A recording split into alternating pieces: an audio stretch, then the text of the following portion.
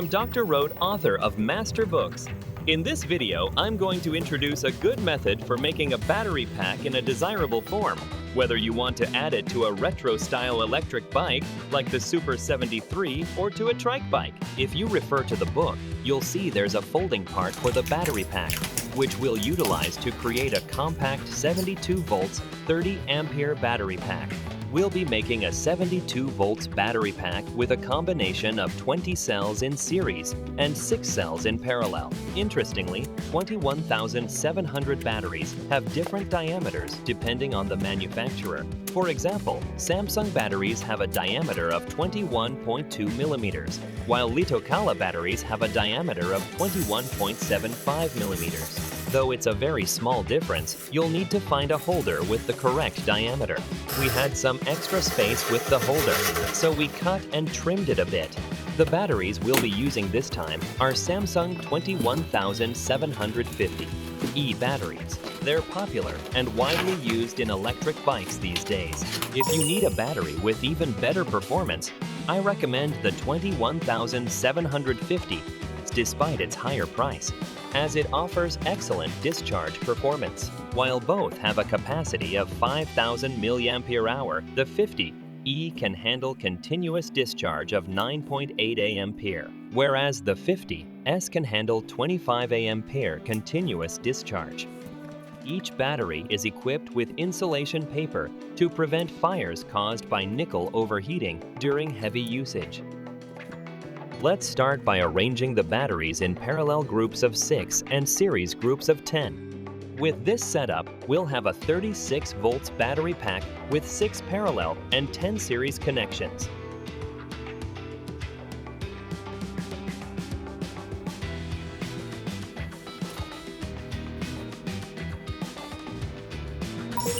Battery Pack 1.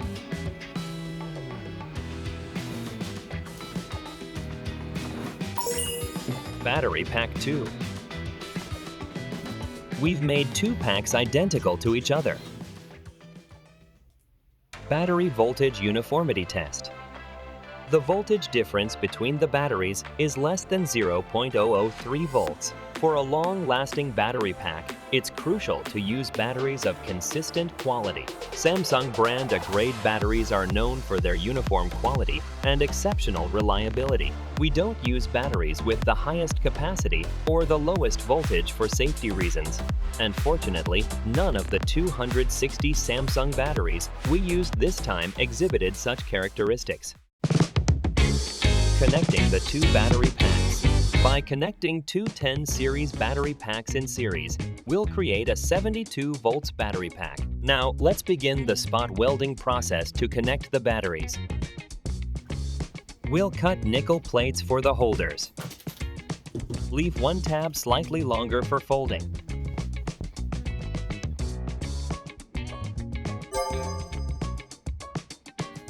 Now we'll start welding using a spot welder. Even with a low output welder, it's easy to weld the 0.15 millimeters nickel-plated thickness. Start welding following the pattern shown in the video, leaving the first line on side A empty.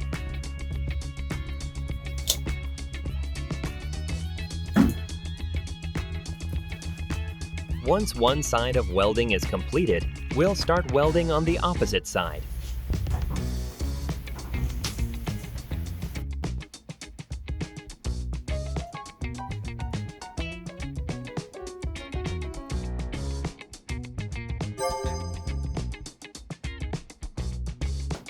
Because the nickel-plated plates can sometimes spark during welding, please wear protective goggles while working. For areas where welding won't be done on side B, place masking tape over the nickel plates to prevent accidents where they might fall onto the batteries.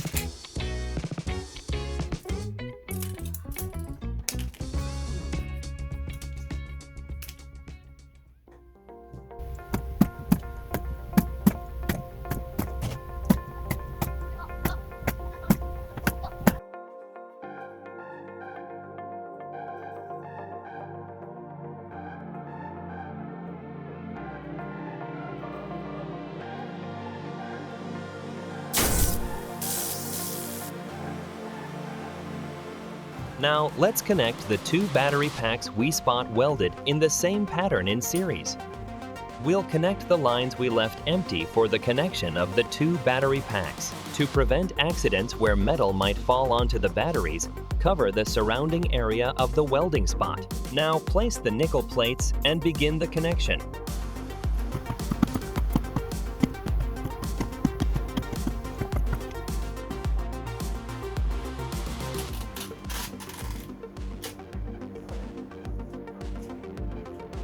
Next, we'll apply Kapton tape on top of the nickel plates.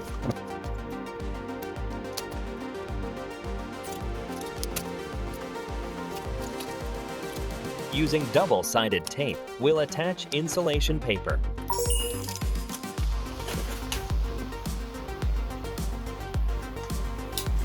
Since the batteries are long, we'll fold them.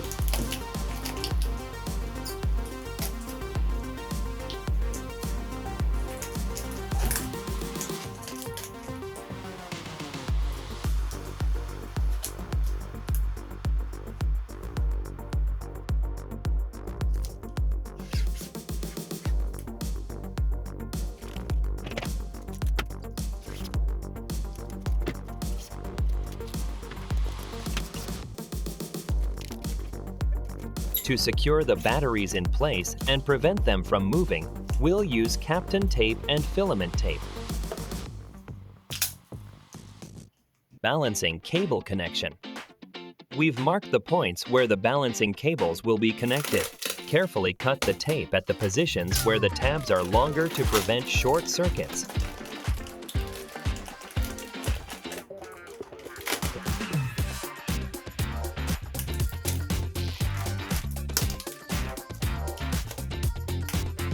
Make scratches at the soldering points to ensure the solder adheres well without slipping.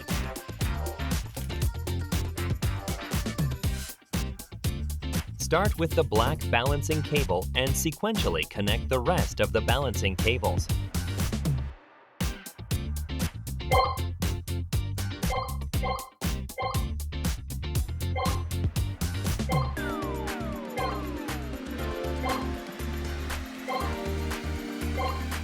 Since we have 20 batteries in series, you'll connect up to 20 cables in total.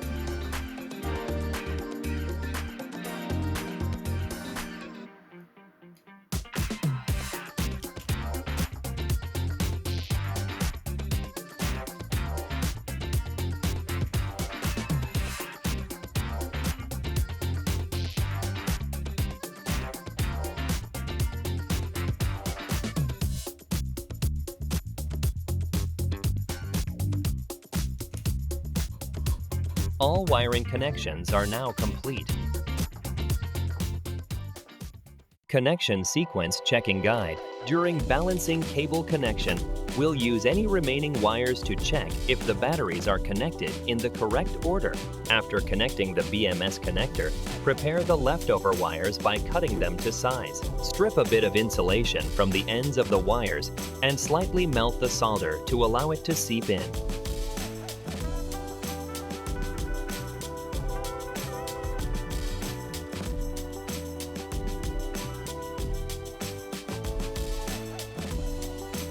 Strip one end of the wire longer in the opposite direction.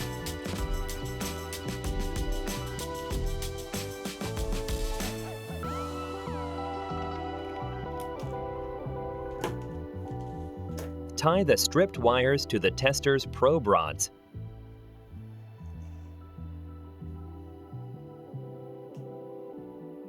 To prevent short circuits or slipping, attach tape to one of the probe rods.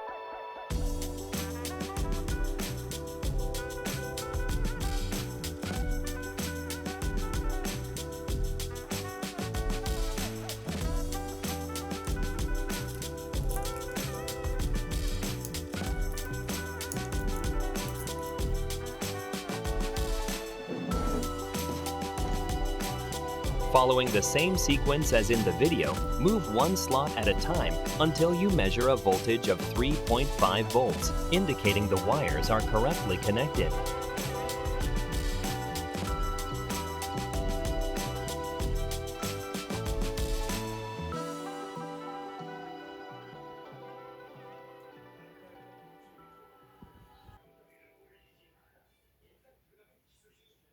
For an easier and safer method, you can use a dedicated tester. Let's use the dedicated tester to verify if the connections are correct. With just the connectors connected, it's very easy to check the connection sequence.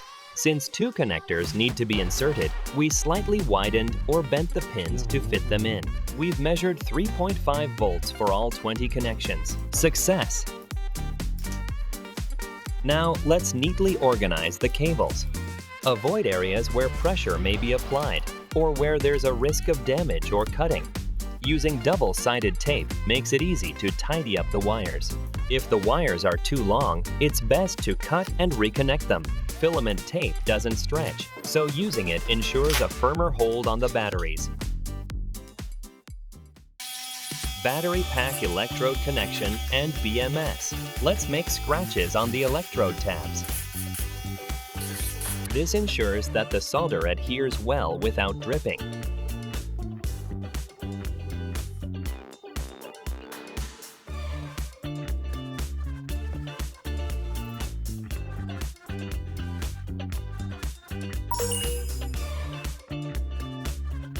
For the negative electrode, use a black cable. When connecting the wires to the electrodes, you can use tweezers. We're using 14 AWG silicone wire. When determining the wire gauge, consider the allowable current.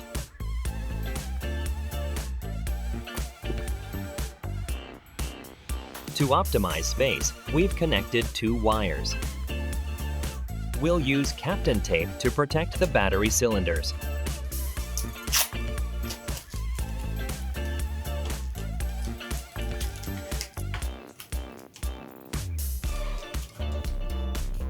Connect the negative electrode of the battery pack to the B negative terminal on the BMS. We'll use a high-quality active BMS. Flux makes soldering very easy. Prepare ring connectors. Use a vice grip to compress them once. Allow the solder to flow into the gap. Connect the 2 wires from the negative electrode of the battery pack to a single thick 10 AWG wire. This will be connected to the B negative terminal on the BMS.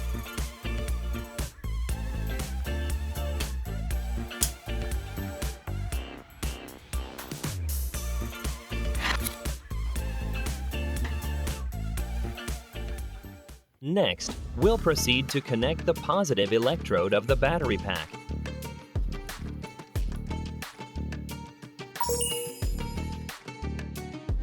Melt the solder and attach it to the tabs.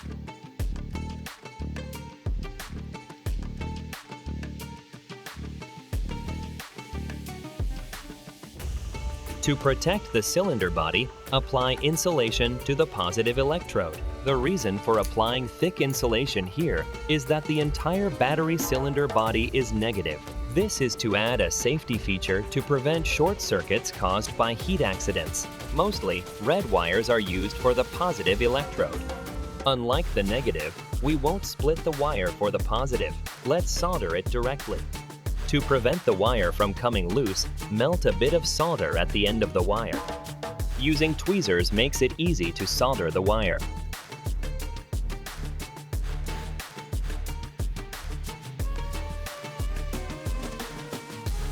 Melt the solder at the connection point to allow it to flow.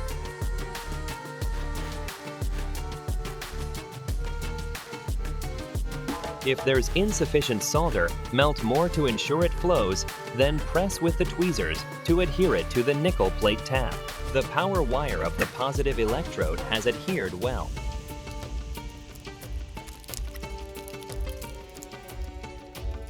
We've cut the wire in the middle and added additional wire. After soldering, we'll protect it with heat shrink tubing. Out of the 3 wires, 2 will be connected to the positive connector of the XT90S connector.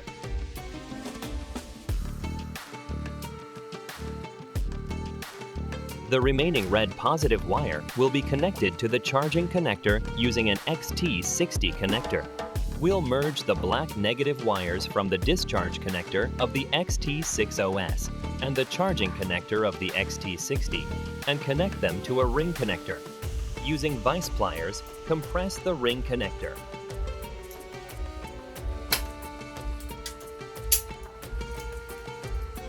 After sufficiently heating the connector with a soldering iron, we'll flow flexible solder into the hole. Heat shrink tubing.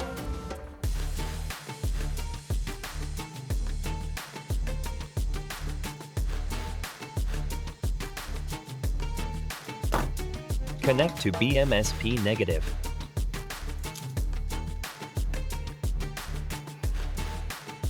Connect the balancing connector and temperature sensor connector.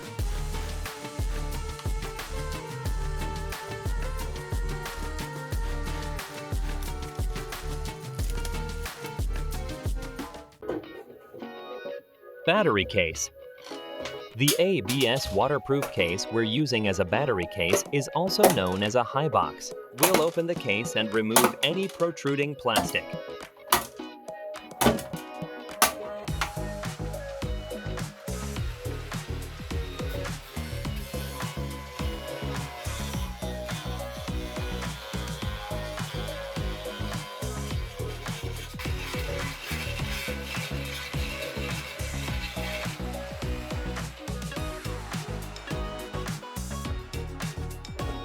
We'll seal the holes with silicone where necessary.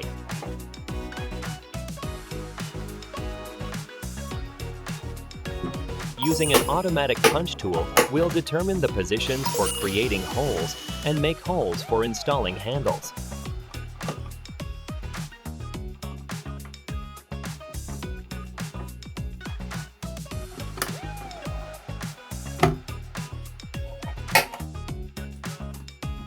We'll use either a lock-type switch or a momentary switch, depending on the type of BMS.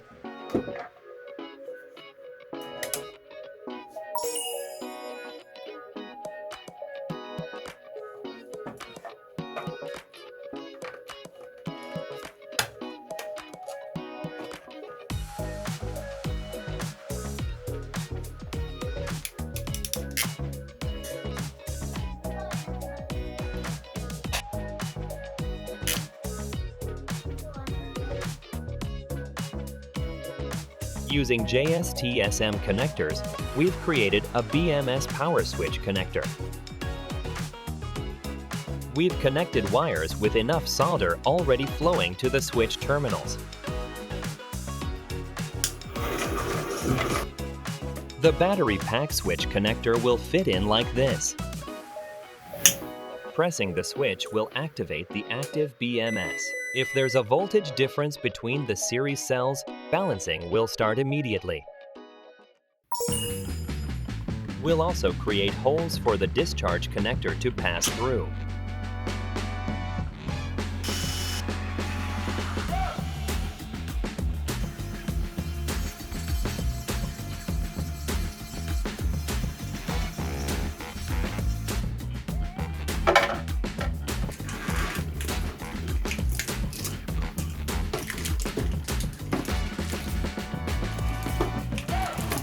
We've made it large enough for the XT90S connector to fit through.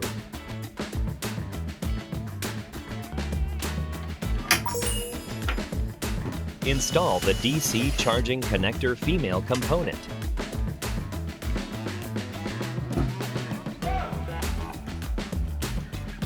This is the XT60 female connector to be connected to the charging DC connector. We've used 20 AWG wire.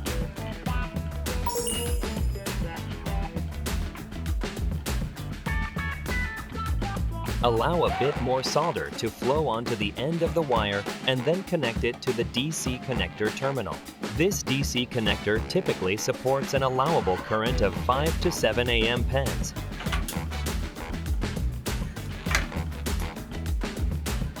Connect the charging connector and push the battery pack into the case. Please refer to the final wiring diagram for a better understanding of the entire process. Ethylene vinyl acetate foam sheet. We'll use an ethylene vinyl acetate foam sheet to prevent the battery pack from shaking.